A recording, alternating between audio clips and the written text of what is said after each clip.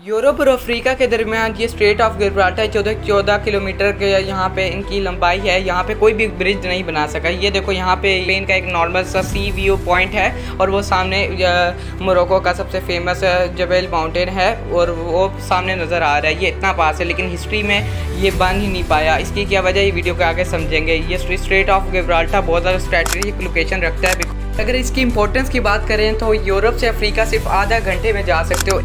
और ऐसी क्या वजह है कि यूरोप और अफ्रीका को पिछले 100 सालों से इनके दरमियान एक ब्रिज नहीं बन सकता जो कि 14 किलोमीटर का है। और अगर आप ये सोच रहे हो कि बहुत ज़्यादा लेंथ है तो मैं आपको बताता चलूँ, चाइना तो इससे 4-5 गुना ज़्यादा आगे जा चुका है, क्योंकि चाइना ने दुनिया का सबसे लंबा ब्रिज पहले ही बना चुका है। हांगकॉन्ग में उसमें 55 किलोमीटर है और वो सिर्फ 6 सालों में ही बन के तैयार हो गया था।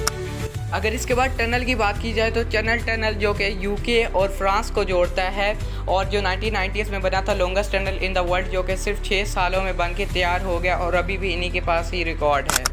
मोरक्को और स्पेन के जो ताल्लुकात हैं वो पहले से ही अच्छे थे और उन दोनों के जो प्रेसिडेंट थे उन्होंने मिलकर ये अहद कर लिया था मीडिया के सामने कि हम दोनों मुल्कों को जोड़ने की हर मुमकिन कोशिश करेंगे और उन्होंने बहुत सारी कोशिशें की। इसमें 1991 का सी नोटिलियस 1991 का एक सर्वे था जिसके अंदर स्ट्रेट ऑफ जिब्राल्टर के अंदर नोटिलियस शिप जाएगी और वो डेप्थ के अंदर रॉक को क्रॉस करके लाएगी और जिसके ऊपर साइंटिस्ट रिसर्च करेंगे और पता चलेगा और उसके बाद कंस्ट्रक्शन स्टार्ट होगी किस तरह की उनकी नेचर है। लेकिन ये बोलने में जितना आसान है और करने में बहुत ज़्यादा निहायत मुश्किल है। बाद भी बहुत सारी शिप को रिसर्च करने के लिए भेजा गया है। किसी में पाइपलाइन फट गया तो किसी में क्या वजूहात बनी।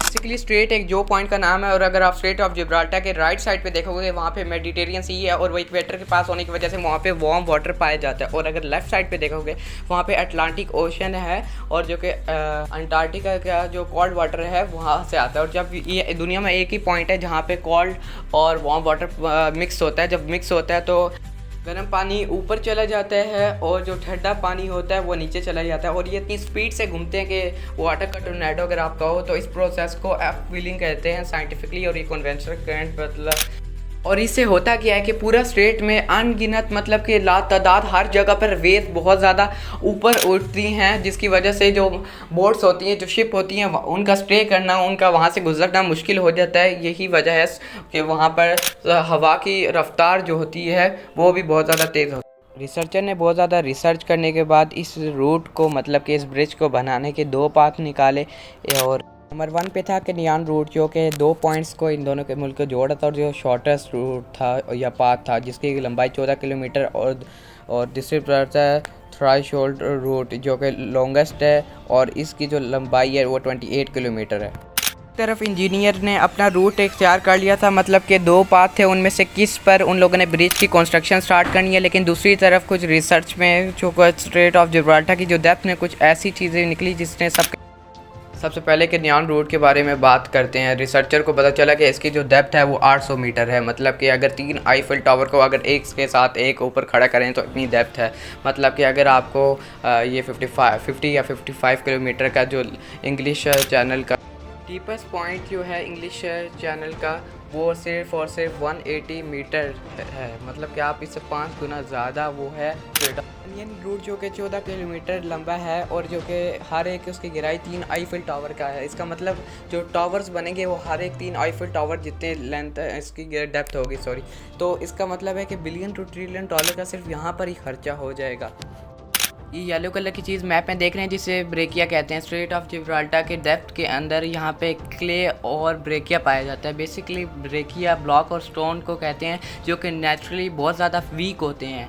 मतलब कि उनके ऊपर पिलर खड़े करना बिल्कुल ही पागलपन है कि वो कभी भी गिर सकते हैं। ब्रेकिया और क्ले के नीचे जो वही जगह है वो है नेचुरली मतलब कि रॉक का पूरा पहाड़ है, उसको खोदना नामुमकिन है। इसी वजह से वहाँ पे ड्रिलिंग कर इस मैप को ध्यान से देखिए और अगर आप नोटिस करेंगे कि स्ट्रेट ऑफ जिब्राल्टर की जो स्ट्रेटेजिक लोकेशन के साथ साथ बहुत सारी मसला है, जैसे कि अफ्रीकन और यूरेशियन प्लेट्स है जो एक जगह पे एक दूसरे को हर दिन काट रही है। मतलब कि एक फ्रिक्शनल पॉइंट है जिसकी वजह से वहाँ पर अर्थक्वेक आना, फ्लड्स आना बिल्कुल नॉर्मल सी बात है और जिसमें बहुत सारे लाखों हज़ारों लोग हर साल मरना वहाँ पर बहुत ज़्यादा नॉर्मल है उनकी प्लेट्स की वजह से। अब ऐसी जगह पर ब्रिज के पिलर खड़े करना मतलब कि दो प्लेट्स के सेंटर वाले जो हो गए, मतलब कि कभी भी अर्थक्वेक आएगा तो वो आसानी से टूट जाएगा, एक नॉर्मल सी बात है। स्पेन के प्रिंस ने सालों पुराने रिश्ते और ताल्लुकात मोरक्को के साथ मतलब कि बहुत ज़्यादा वीक हो गए थे। उसकी रीज़न है स्वीटा और मलीला, जो कि मोरक्को की लैंड पर तो हैं बट उनका जो कंट्रोल है वो स्पेन करता है, क्योंकि मोरक्को भी स्पेन का मतलब कि स्पेन ही मोरक्को को कंट्रोल करता था। पास में 1956 को इसको आज़ादी दी थी स्पेन ने, और इसके जो बहुत ज़्यादा इम्पोर्टेंट पार्ट है वही स्पेन कंट्रोल करता है। तो इस वजह से इन दोनों का रिलेशनशिप ख़त्म हो गया और ये प्रोजेक्ट यहाँ पर ही ख़त्म हो गया। यही थी डॉक्यूमेंट्री वीडियो एडिशन। अगर आपको अच्छी लगी है तो हमारे चैनल को ज़रूर सब्सक्राइब करें, डेली वीडियोस आएंगी और informative, so like share and comment the video.